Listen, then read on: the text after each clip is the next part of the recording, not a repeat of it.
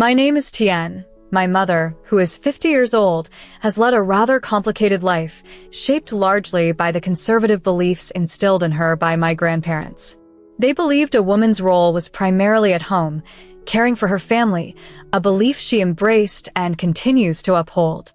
After finishing school, she married my father at the age of 23, and soon they had 4 daughters. My older sister Hazel, now 29, and myself, QG, now 29. Unlike our mother, our father held progressive views and was a strong advocate for our education and interests. He always encouraged us academically and supported our extracurricular activities.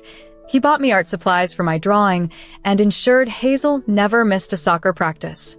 Our father's death in a car accident when I was 13 marked a dramatic turn in our lives. The financial strain from his medical bills and insufficient insurance wiped out his savings, leaving us in a precarious position. In the wake of his death, we were forced to sell many of our possessions, including my cherished art supplies, and Hazel had to quit soccer. The loss of our father's support was deeply felt, both emotionally and financially. In the years that followed, our mother struggled financially. She had never worked and had no savings of her own. She relied heavily on sporadic financial support from family members. During this time, our paternal grandfather tried to help by offering to fund our hobbies, but our mother rejected his help, prioritizing basic survival needs over what she deemed useless interests. The situation deteriorated further when my mother remarried a man who was unemployed. Without consulting anyone, she sold the house that belonged to our father to buy a boat for her new husband. Unfortunately, he left her for another woman soon after. Having spent all her money, my mother now finds herself in dire straits and has asked to live with me. Her actions over the years have been driven by a mix of desperation and adherence to outdated principles. Despite the difficult circumstances and the choices she's made, the situation now forces me to decide how to handle her request for help, a decision complicated by our tangled history and her recent decisions. For a considerable period, our financial situation was precarious. Some months we managed just enough, while others, we barely scraped by. My mother's reliance on her parents' financial support was a constant, as she staunchly refused to seek employment, believing it was the responsibility of the men in her family to provide. This belief stemmed from her upbringing, where it was instilled that the male figure should be the breadwinner. This arrangement persisted for 5 months, with her parents compassionately covering our expenses. However, this support waned as their finances became stretched. With a reduction in financial aid, both Hazel and I took on part-time jobs, anything from dog walking to gardening for our neighbors during weekends, to supplement our income.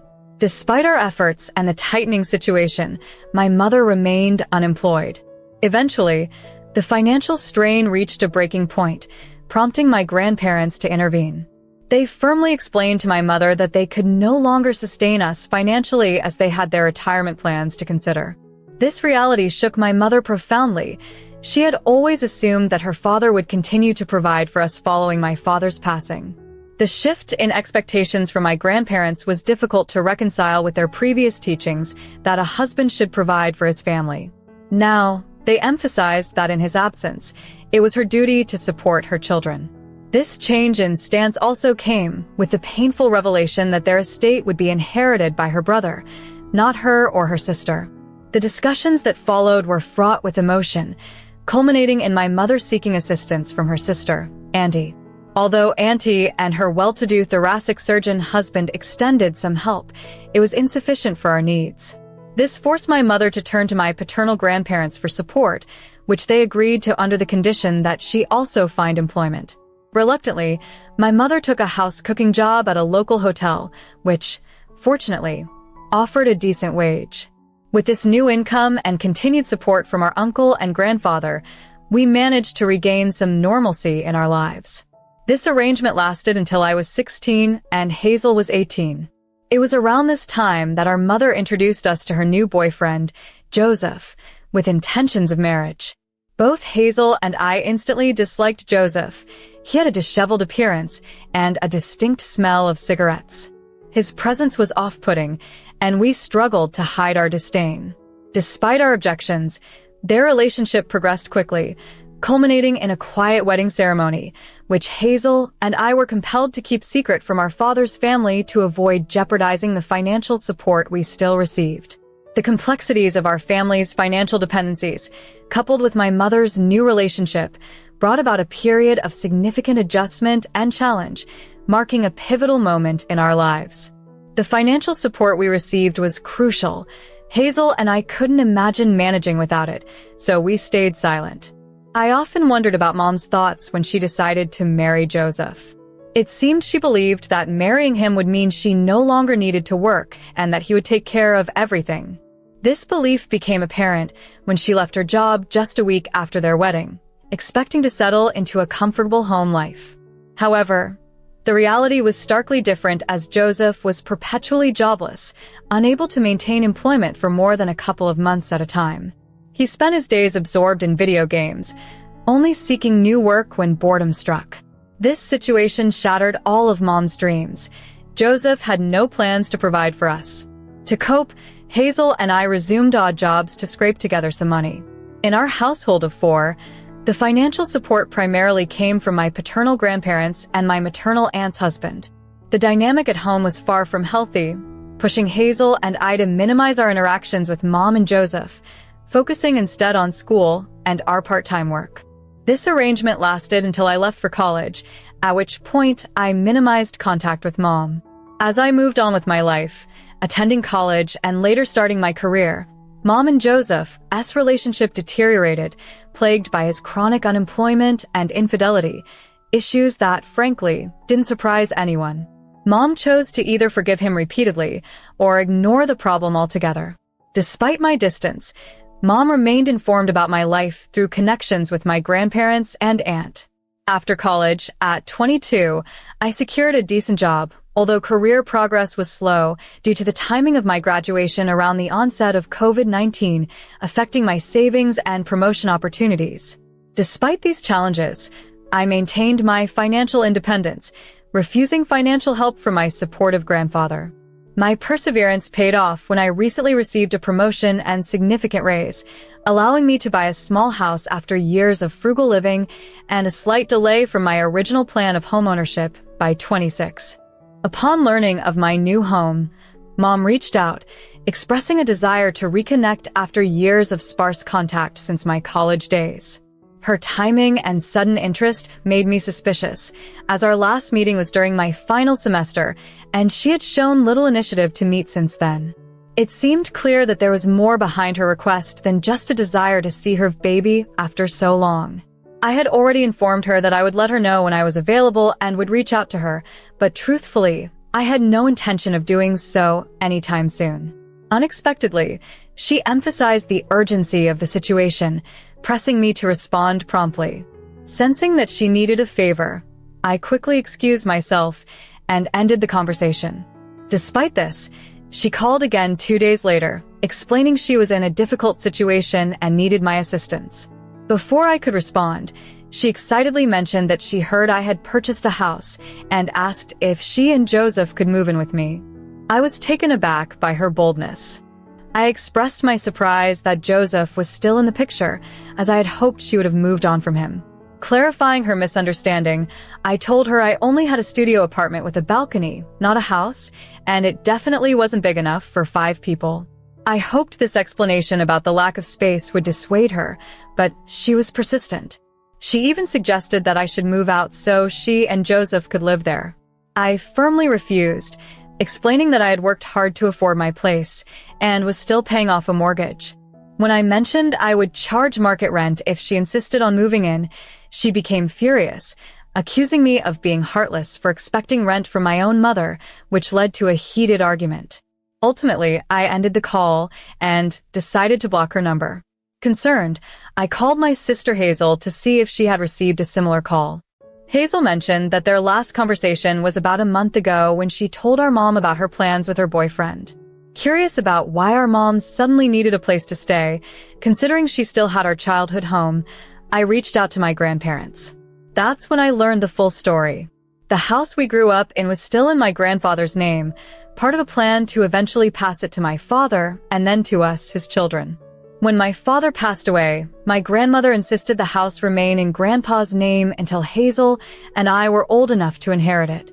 However, feeling sympathetic towards my unemployed mother, Grandpa transferred the ownership to her earlier than planned, with the condition that it would be passed on to Hazel and me when we reached our mid-20s. This revelation made me understand the delicate situation we were all entangled in and the complexities of family promises and expectations. I let her know that I would inform her when I was available and would follow up with her later, though internally, I had no intention of doing so. Suddenly, she emphasized that it was urgent and pressed me for a quick response. Sensing that she was after something, I excused myself and ended the conversation. 5 days later, she called again, explaining she was in trouble and needed my assistance. Before I could even respond, she mentioned hearing about my recent house purchase and bluntly asked if she and Joseph could move in with me. Her boldness took me by surprise, and I couldn't help but laugh. In the conversation, I expressed surprise that Joseph was still in the picture and subtly hinted that I had hoped she had moved on from him. I clarified that the property she referred to was actually just a studio apartment with a balcony, hardly spacious enough for 3 people. I tried to dissuade her by emphasizing the lack of space, but my attempts were futile. She then suggested that I should move out so she and Joseph could live there. I firmly rejected this idea, explaining that I had worked hard to secure my own space and was still managing a mortgage. I offered her the option to rent at the market rate, which led to an outburst from her, accusing me of being ungrateful and a leech, despite her being my mother. I ended the call abruptly and blocked her number. Concerned, I reached out to my sister Hazel to see if our mother had contacted her with a similar request. Hazel mentioned they hadn't spoken recently, the last being when she informed our mother about moving in with her boyfriend to save for their own home. I was puzzled about why our mother needed a new place, since she still had our father's old house, where Joseph had recently moved in. Seeking clarity, I called my paternal grandparents and discovered more about the family property dynamics. The house we grew up in was originally in my grandfather's name, meant to be passed down to my father and then to my uncle, as part of a plan to provide them with a stable start for their families.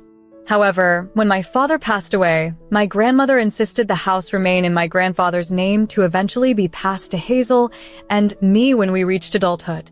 Due to my mother's unemployment and out of sympathy, my grandfather had transferred ownership to her with the understanding that it would revert to Hazel and me once we were of age. This revelation helped me understand the broader context of my mother's actions and her previous caution about discussing the house's ownership. After my mother married Joseph, the news eventually reached my grandparents. They were taken aback to learn about her remarriage, especially since she hadn't shared the news with them. Concerned about the implications, my grandparents quickly decided to transfer the ownership of the house. They believed that since my sister Hazel and I were nearly adults, it was crucial to handle the legal matters swiftly to prevent any potential interference from Joseph and my mom.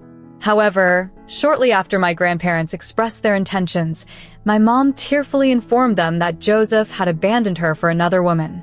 Her emotional state led my grandparents to drop the issue of the house ownership, which gradually receded into the background and was never brought up again. Since then, their communication with her has been infrequent. Recently, I learned from Grandpa that my mom had plans to move into my place along with Joseph, raising questions about what happened to my father's house. Grandpa was unaware she had reunited with Joseph or her plans to move. I couldn't shake off the feeling that this was a prelude to more complications. Despite the dramatic turns in my mother's life, I've been maintaining minimal contact with her. The day I turned 19, I decisively removed myself from her life and have kept interactions strictly formal. My decision stemmed from a long history of minimal transparency. For instance, Hazel and I were kept in the dark about the house because we were just kids, and our grandparents trusted our mother to act in our best interests. Currently, Hazel and I are still trying to uncover what became of our father's house. We're considering confronting our mom about it. The lack of openness about such significant matters has always been a sore point, but now it feels crucial to intervene. In a surprising turn of events, during a recent visit to our childhood home with Hazel, her boyfriend, and our grandparents, unannounced to our mom, We were greeted at the door by a young couple claiming they owned the property. The situation seemed so absurd that it was hard not to laugh, but it underscored the seriousness of our family's tangled affairs. I plan to keep everyone updated as we dig deeper. It turns out the rumors were true. 3 months ago, my mom secretly sold the house that was meant to be inherited by my sister Hazel and me, without even informing us or consulting my grandparents. Unbeknownst to us, she had legally owned the property because the formal transfer from my grandparents had never been completed. This revelation came as a shock and left us all feeling deeply betrayed. The story became more sordid when we tracked her down. She was living in a rundown neighborhood in a small, one-bedroom apartment amidst a rough crowd. This place belonged to Joseph, a man whose appearance did nothing to dispel the impression that he was involved in shady activities. When my mom saw us at her doorstep, her face turned pale, and she tried to shut us out, but we pushed past her. Joseph was there too, lounging indifferently with a cigarette. We confronted her immediately. I didn't mince words as I told her that the house, which should have legally passed to Hazel and me, had been sold without our knowledge. Overwhelmed, she started crying and spilled out a tale of desperation. She sold the house to bring Joseph back after he had abandoned her not once, but twice for other women. As she recounted her struggles and the compromises she made to salvage her relationship with Joseph, I found it hard to sympathize. When she finished her story, revealing that the sale of the house was to fund Joseph's ludicrous dream of buying a boat, a plan as ill-conceived as it was irrelevant given his ignorance about boats, I couldn't hide my disdain. My grandmother, outraged and inconsolable, expressed no interest in my mother's excuses. The house was meant for Hazel and me, and that was all that mattered to her. The betrayal had cut deep, leaving us all reeling from the impact of my mother's actions and the messy emotional fallout that followed. For 3 months, he served as a cafe guard at a beach 10 miles away, which ignited his desire to own a boat. He even threatened to leave my mom if she didn't help him purchase one. In response, my mom, who I've always thought of as incredibly intelligent, sold her house and used a portion of the proceeds to buy him the boat he wanted. The remainder of the money, instead of saving it, she handed over to him, which he promptly squandered. Once they were broke, he was forced to sell the boat and purchase a condo they both ended up despising. That's why my mom came to me, hoping I could let her and Joseph stay with my sister Hazel and me. After she shared her story, she seemed to already resign to the idea that I'd refuse. Before I could respond, Hazel unleashed a fierce tirade. She accused our mom of failing us as children and as a spouse to our dad, arguing that her actions had severed the ties that connected us to our father's memory, all to support her irresponsible husband. Hazel declared our mother dead to us, vowing never to speak to her again. I was too stunned to speak much, but I agreed with Hazel's sentiments. As my mother broke down in tears, insisting she didn't deserve such harsh treatment, we stood firm, telling her she did indeed deserve it for stealing from us, our grandparents, and erasing our connections to our childhood and father. Our relationship ended there, and although she has attempted to reach out since, using different numbers, neither Hazel nor I have responded. The house and its sentimental value are lost forever. I've thought about saving up to buy it back if it ever goes on sale, clinging to that piece of my childhood, but I know it's an unlikely dream. Our grandparents are devastated and angry, regretting their trust in her, but we reassure Grandpa that he couldn't have foreseen her actions. It's a tragic situation, leaving us all feeling powerless. Recently, Joseph left Mom again, and while it may seem harsh, I find some solace in it. Despite her attempts to involve other family members like Aunt, neither Hazel nor I plan to reconnect. Last week, I received a call from her, urging me to speak with Mom. I insisted that she stay out of it and ended up revealing everything to her. She was shocked to learn that the house was meant for us and apologized for initially supporting Mom, even going as far as blocking her contact afterward. The only news I heard about Mom came indirectly through Aunt, who informed me that Joseph had left Mom and now she was homeless. Aunt and her husband initially considered taking Mom in, but once they understood her actions towards us, they firmly refused. Just yesterday, Mom sent me an email portraying herself as destitute and homeless, pleading for a place to stay while she searched for a job. I doubted her intentions, suspecting she wouldn't look for work and fearing she would overstay her welcome. Torn between rejecting her and the guilt of leaving her homeless, I hesitated to respond. Although she's isolated by her own actions, part of me still pities her. I confided in Hazel about the email. She, too, had received a similar plea from Mom and was also conflicted, though she leaned towards not helping. Hazel supported whatever decision I made but urged me to consider the potential consequences carefully, knowing Mom's manipulative tendencies. After much deliberation and a convincing conversation with Hazel, I decided against helping Mom. I responded with a definitive email expressing my unresolved feelings of betrayal, anger, and disgust, and then blocked her to avoid any further communication. I did, however, send her information on women's shelters that might assist her. That was the extent of my willingness to help. Having always experienced her emotional neglect and financial deceit, I've resolved that she doesn't deserve our assistance any longer. I've asked Aunt not to update me on Mom's situation anymore. I'm ready to move on from the darkest parts of my childhood and leave her behind, relinquishing any remaining ties.